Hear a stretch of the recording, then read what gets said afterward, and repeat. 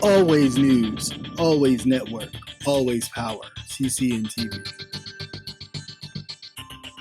Good afternoon and welcome to The Rundown. I am your host, Captivating Christian, and here are some of your top stories for the 3rd of October of 2022.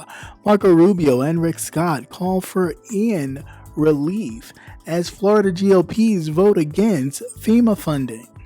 The U.S. Supreme Court to decide on cases with monumental impact on democracy. Many fear that the potential for extreme right-wing rulings on topics such as affirmative action and voting rights. What are ultra-processed foods and what should I eat instead? Ultra-processed foods are extra tasty concoctions that you could eat all day, but they are also linked to chronic diseases and higher risk of early deaths. Let's get to the news.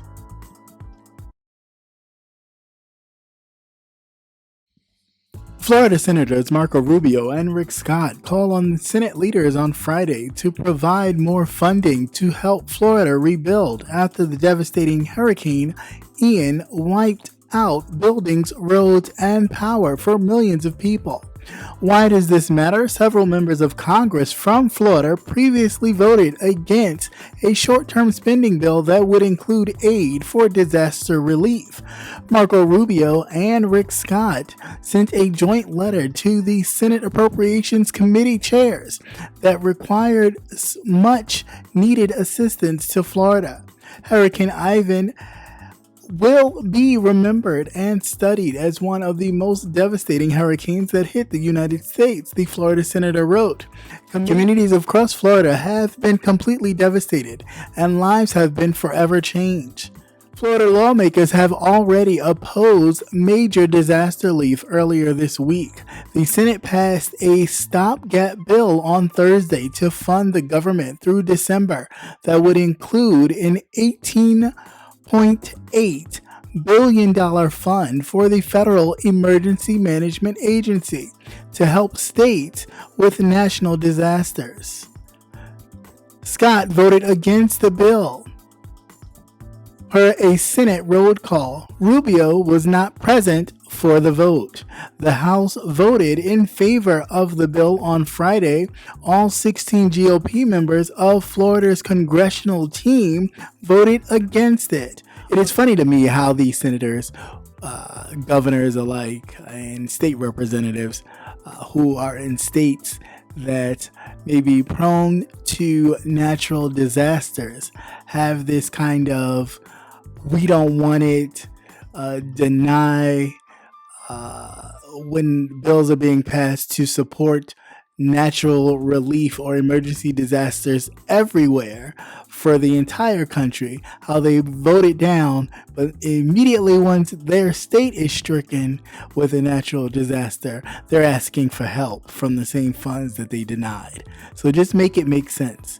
You deny the people that send you to Washington to do this, you deny them help, and then they're on here asking for help, and then you get on TV asking for help too, as if you weren't the ones that voted against the help in the first place.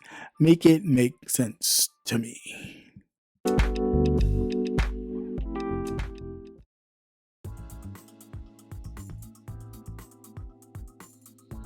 On Monday, the 9 justices of the U.S. Supreme Court will take their seats at the start of a new judicial year. They have already sent shockwaves across the United States. In their first full term that ended in June, the court, with the 6-3 supermajority of conservative justices, they have, of course, astonished the nation by totally obliviating the right to an abortion and loosened America's already lax gun laws and erected roadblocks to combating climate change and also awarded religious groups with a greater say in public life. In a Gap poll this week, it found that fewer than half of the U.S. adults trust the Supreme Court.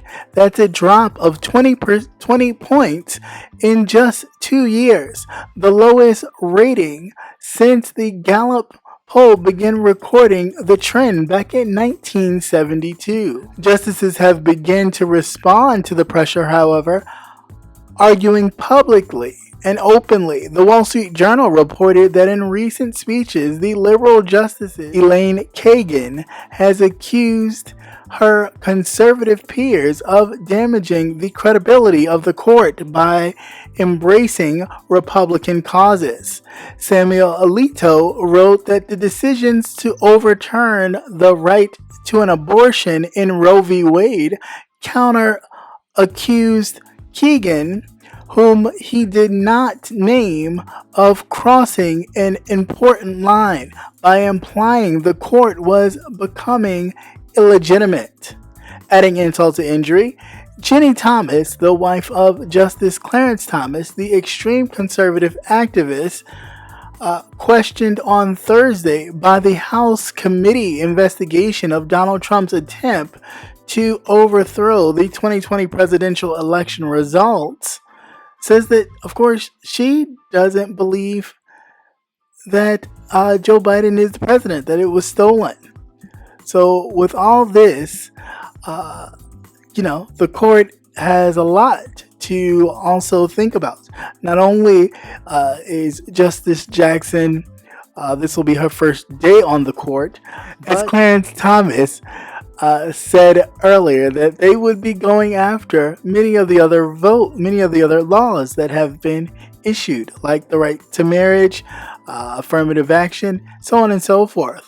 So from these fundamental aspects of American democracy to LGBT equality and the electoral power of racial minorities to protect the environment, conservative justices have selected a whole slew of targets that fall squarely within Republican priorities. These scheduled for the first 2 days of oral arguments this week will tell the story on where the court will go.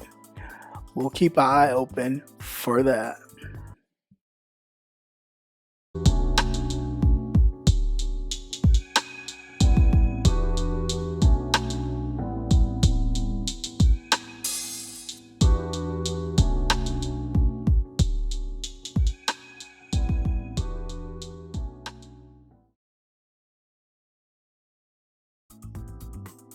Anything like me, I try to eat healthy as much as I can, but I'm sure every household, every pantry, every refrigerator, everywhere has a ultra processed food somewhere in it. It has become a staple on our kitchen tables, in our refrigerators, and in our pantries that we may not even consider to be junk food, such as many breakfast foods, cereals, muffins, snack bars, and sweetened yogurts.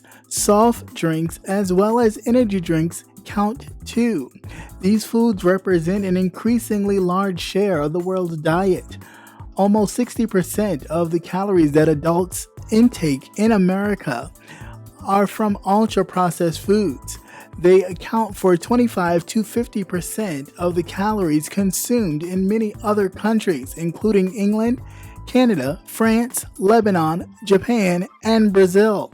Each year, food companies introduce thousands of new ultra-processed foods with endless varieties of flavors and ingredients. These products deliver a potent combination of fats, sugars, sodium, and artificial flavors. Scientists call these hyper-palatable, irresistible, and easy to overeat, and capable of hijacking the brain's reward system and provoke powerful cravings.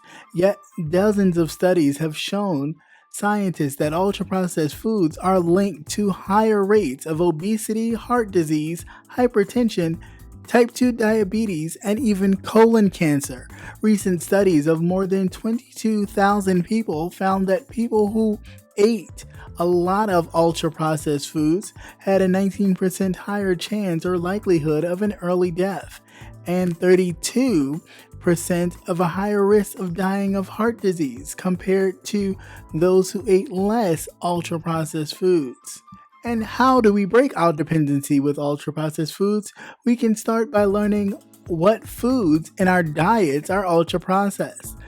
And you don't necessarily have to stop cold turkey, although that may be hard and easy for some of us. We can also lessen our ultra-processed foods that we intake and look for other substitutes. Once again, thank you for watching CCN Midday News. Hope you enjoyed. Please like, share, and subscribe. Also hit that notification button so you will never miss another news update. Have a great day. Peace.